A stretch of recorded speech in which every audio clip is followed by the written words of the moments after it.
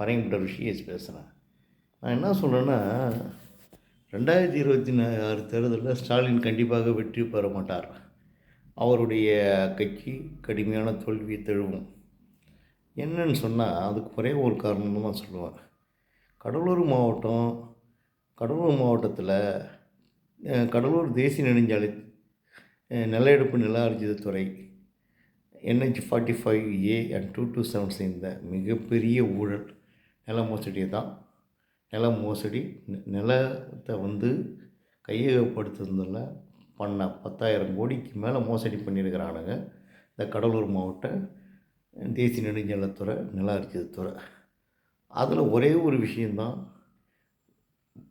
கடலூர் மாவட்டம் பரங்கிப்பட்டியை சேர்ந்த முன்னாள் சட்டமன்ற கிருஷ்ணசாமி படையாச்சியாருக்கு சொந்தமான மஞ்சக்குழி கிராமத்தில் RS number 113(1)D1, RS number 113(1)D2 2 acre 28 சென்ட்டில் 33 சென்ட்டை நில ஆர்ஜிதம் பண்ணிவிட்டு அதுக்கான இழப்பீடு தொகையை உண்மையான உரிமையாளரான கிருஷ்ணசாமி படையாச்சியார் வாரிசுக்கு கொடுக்காம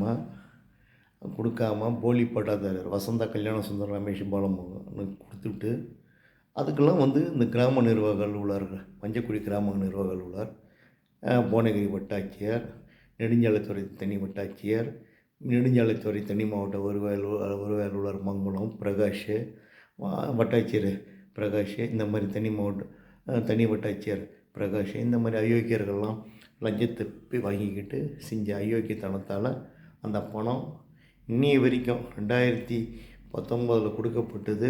அது இன்னும் மீட்டெடுக்கப்படவில்லை. அவர்கள் மீது குற்ற வழக்கு தாக்கல் செய்யப்படவில்லை. அவர்களை CBCIDயில் கைது செய்யவில்லை. அப்போனா அவர் எவ்வளோ ஒரு கேவலமான ஒரு முதலமைச்சராக இருக்கிறாருன்னு பார்த்துங்க. கலைஞர் இருந்திருந்தால் இதெல்லாம் செஞ்சிருக்க மாட்டார். கலைஞர் பற்றி எனக்கு தெரியும். கலைஞர் மீது மிகுந்த ஒரு பற்று உள்ளவன் நான். கலைஞரை கைது செய்ய வேண்டும் குற்ற வழக்கில்னு சொல்லி யார், டாக்டர் சுப்பிரமணிய சுவாமி, அப்போ ஜனதா கட்சி ஏர்வொருவன் சின்னத்தை வச்சுக்கிட்டு இருந்தவர்.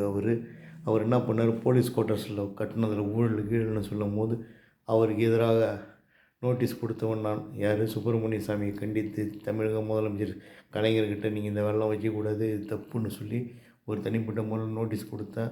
அதை நாங்களெல்லாம் அப்போதைய முதலமைச்சர் கலைஞர் கருணாநிதிக்கு அனுப்பி வச்சேன். அந்த நேரத்தில் தலைமைச் செயலர் அங்கே இங்கிறதுனால எனக்கு நிறைய கடிதங்கள் வந்தது. கலைஞர் உடைய ஆட்சி காலத்தில் எனக்கு ஏகப்பட்ட கடிதங்கள்லாம் அனுப்பப்பட்டிருந்தது. அப்போ இந்த ரிஷிகேஷுக்கு அந்த கலைஞர் அவருடைய காலத்தில் ஒரு மரியாதை இருந்தது. ஆனால் இதே கண்ணன் ரிஷிகேஷ் ஆகினால் 10,000க்கு மேற்பட்ட மனுங்கள் அனுப்பி எந்த நடவடிக்கையும் இல்லாத நிலையில் தான் 2018 இன்னைய வரைக்கும் இருக்குது. மனு அனுப்பிகிட்டே இருப்பேன். எடப்பாடி ஆட்சியிலையும் அனுப்புனேன், விடியல் ஸ்டாலின் ஆட்சியிலையும் அனுப்புனேன். ஸ்டாலின் இந்த அளவுக்கு ஒரு மோசமான ஒரு நிர்வாகத்தை பண்ணுவார் நான் நினச்சி கூட பார்க்கல. அதுவும் கலைஞர் மகனாக இருந்து செய்து விட்டார். இப்போ எப்படி ஒரு 2026 ஜெயிக்க முடியும்னு நினைக்கிறீங்க? ஒரு சாதாரண கடலூர் மாவட்டத்தில் கிட்டத்தட்ட 10,000 கோடிக்கு மேலே ஊழல் பண்ணியிருப்பானாங்க நெடுஞ்சாலைத்துறை. அவங்கள தோண்ட வரும். இதுக்கு ஒரு உதாரணம் தான் கிருஷ்ணசாமி படையாச்சி அவருடைய சொத்தில் போலி பட்டதாரருக்கு பணம் கொடுத்துட்டு இந்த கடலூர் மாவட்ட ஆட்சித்தலைவர் வருவாங்க போவாங்க, அவங்களாம் எந்த நடவடிக்கை எடுக்க மாட்டாங்க. இந்த ஒயிட் கலர்ஸ் கிரிமினல்ஸ்னு சொல்லக்கூடிய இவங்கெல்லாம் இந்த நாட்டில் பண்ணுற தப்பால் எவ்வளோ பேர் பாதிக்கிறாங்க பாருங்கள். இந்த மாதிரி தப்பு நடந்தால் நம்ம என்ன பண்ணுறது அதை சொல்லுங்கள். நானும் இந்த மாதிரி இதுக்கெல்லாம் வந்திருக்குன்னு லோகாயுக்த அமைப்பில் கொடுத்தா, லோகாயுக்த அமைப்பு சொல்லுது 4 வருடத்துக்குள்ளே புகார் கொடுக்கணும். லோகாயுக்த சட்டம் எங்கே சொல்லுது? இவங்களாம் சொல்கிறாங்க. ஒரு புதுசாக ஒரு விதிமுறை வச்சுக்கிட்டு லோகாயுக்த நினைச்சிருந்தால் நேரம் நடவடிக்கை எடுத்து அந்த அதிகாரிகள் மீதெல்லாம் ஒரு லஞ்ச ஊழல் குற்றச்சாட்டில் வழக்கு பதிவு பண்ணிடலாம். அவங்களும் செய்ய மாட்டாங்க.